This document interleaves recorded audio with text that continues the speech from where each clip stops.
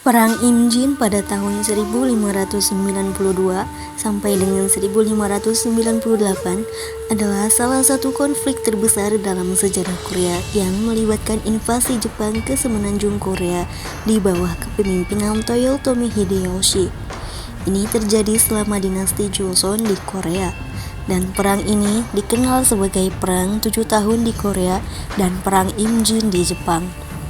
Invasi Jepang ke Korea pada tahun 1592 yang diketuai oleh Toyotomi Hideyoshi, panglima perang Jepang yang mempersatukan Jepang setelah masa perang saudara panjang, mengarahkan pasukannya untuk menyerang Korea dengan tujuan menggunakan semenanjung sebagai batu loncatan untuk menaklukkan dinasti Ming di Cina.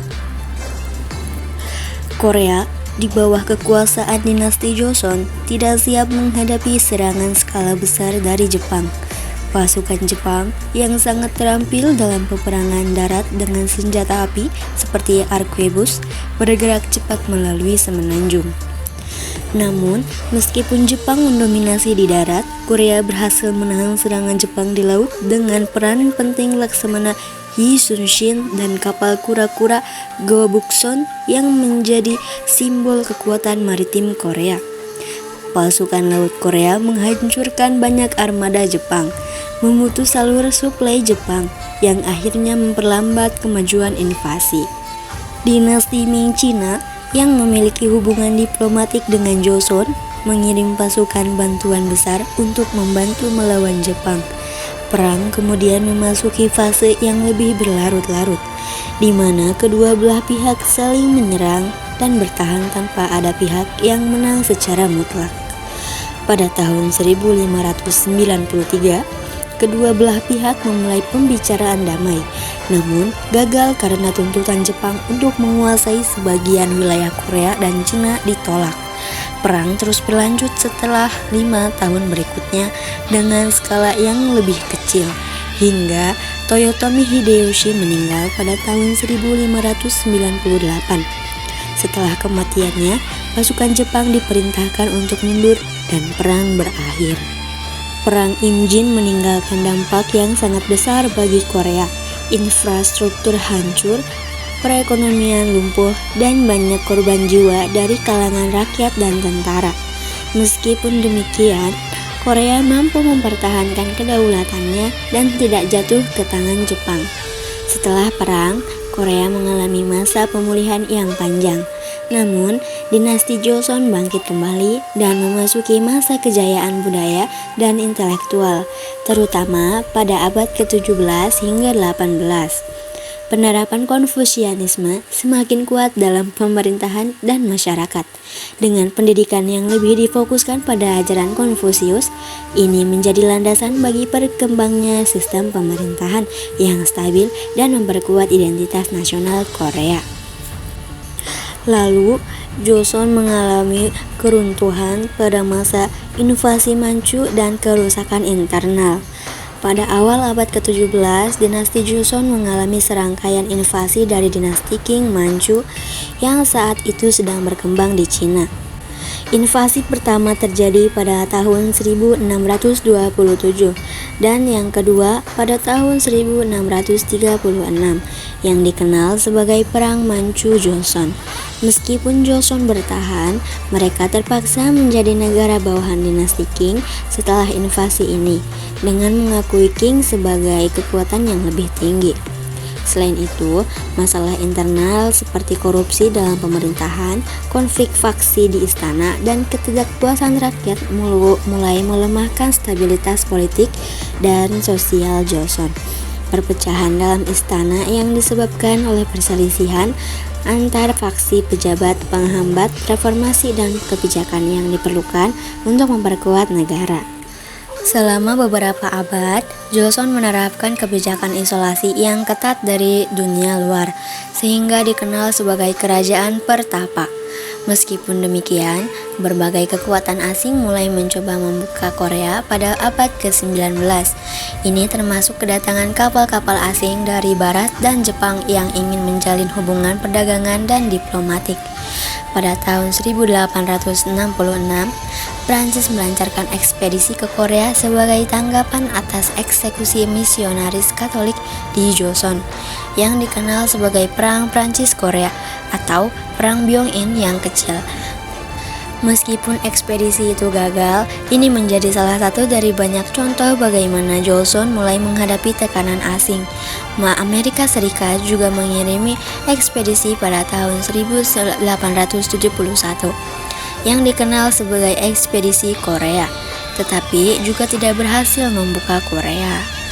Pada tahun 1876, Jepang memaksa Joseon untuk menandatangani perjanjian Ganghwa yang membuka pelabuhan-pelabuhan Korea untuk perdagangan dengan Jepang. Ini menjadi titik balik penting karena perjanjian ini memperlihatkan ketidakmampuan Joseon untuk menolak pengaruh kekuatan asing. Jepang yang baru saja melewati restorasi Meiji dan berkembang menjadi kekuatan modern mulai memiliki pengaruh yang semakin besar di Korea.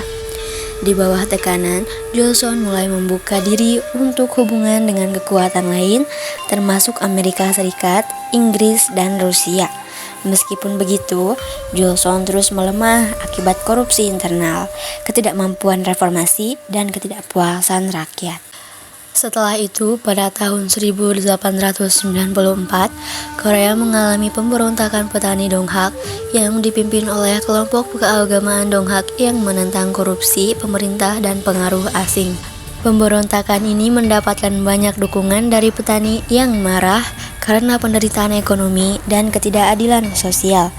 Pemberontakan ini akhirnya ditumpas, tetapi memperlihatkan tingkat ketidakpuasan yang mendalam di kalangan rakyat Korea.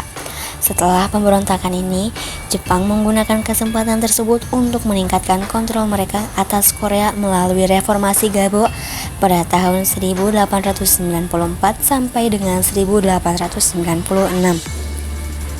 Reformasi ini mencoba memodernisasi berbagai aspek pemerintahan Joseon, tetapi pada kenyataannya, reformasi ini lebih menguntungkan Jepang yang semakin menancapkan pengaruh mereka di Korea. Persaingan antara Jepang dan Cina atas pengaruh di Korea menyebabkan meletusnya Perang Tiongkok-Jepang pada tahun 1894 sampai dengan 1895. Jepang menang, dan sebagai hasilnya, dinasti Qing harus menarik pengaruhnya dari Korea, yang secara de facto menjadi wilayah di bawah pengaruh Jepang.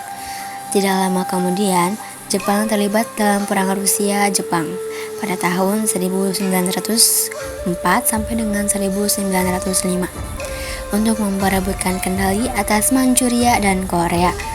Setelah kemenangan Jepang, Rusia pun menarik diri dari persaingan di semenanjung Korea, dan Jepang secara resmi memperkuat kontrol mereka.